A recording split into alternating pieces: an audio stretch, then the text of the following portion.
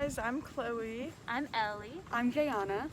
and today we will be making paper plate scarecrows. So here is our example.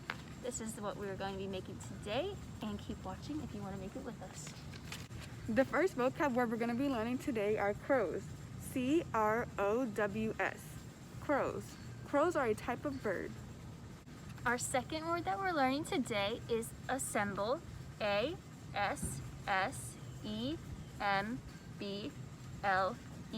Assemble. And that means to put something together. And the third word is scarecrow. S-C-A-R-E-C-R-O-W.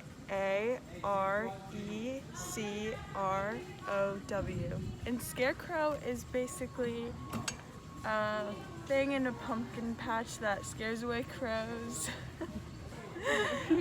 Our last word we're going to be learning today is spooky. S-P-O-O-K-Y. Spooky. Spooky is a type of feeling you get, especially around Halloween when you're scared.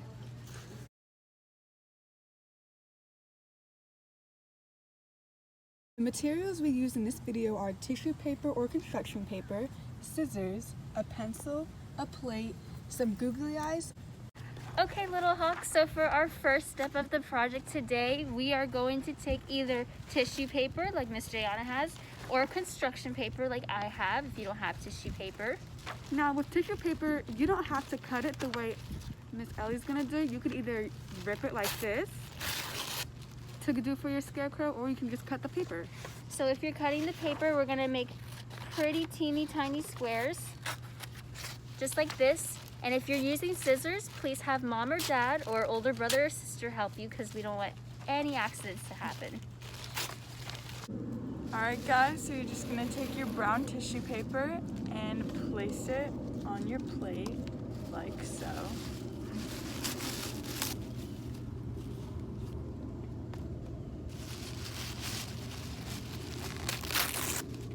And kind of just rip it and make it have that scarecrow look. And you're just gonna place it all around.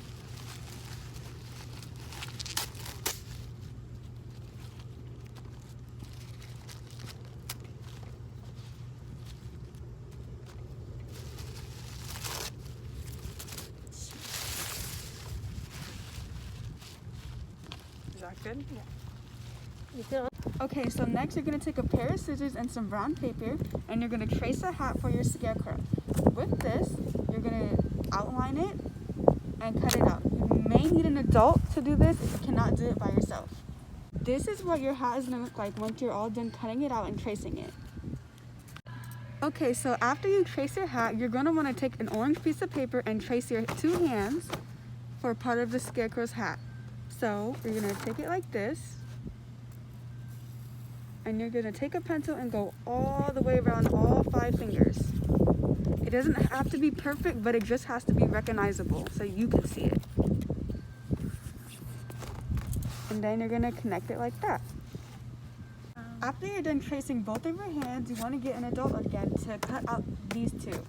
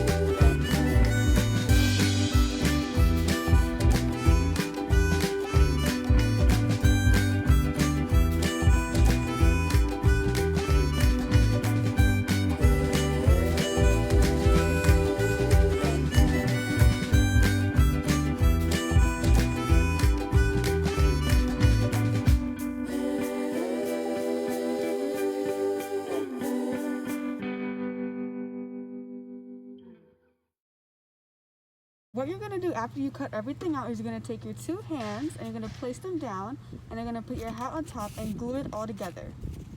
This is what your scarecrow is gonna look like after you glue everything down, and you can add a design to the hat, but it's not required. And you're gonna glue it onto your scarecrow, and I'm gonna choose this one. So put the googly eyes on. They could be any size you want, so we just used a normal size or medium sized eyes, but this is how it looks like. So after you put your googly eyes on, you can add a nose and a mouth, and this is what the final product looks like of your scarecrow.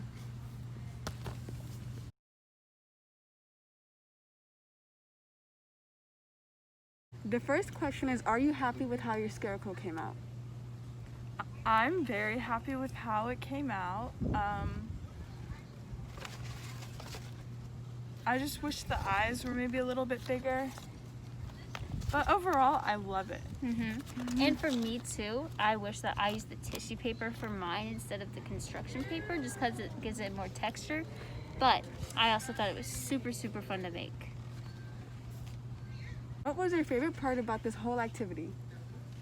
Well, my favorite part, I think, was tracing and cutting out the hands, just because they're my hands and they're my size, so it got to look different from everyone else's. And when you do this, you'll notice that yours are going to be a little bit smaller than mine, and I think it's cool because it makes it your unique project.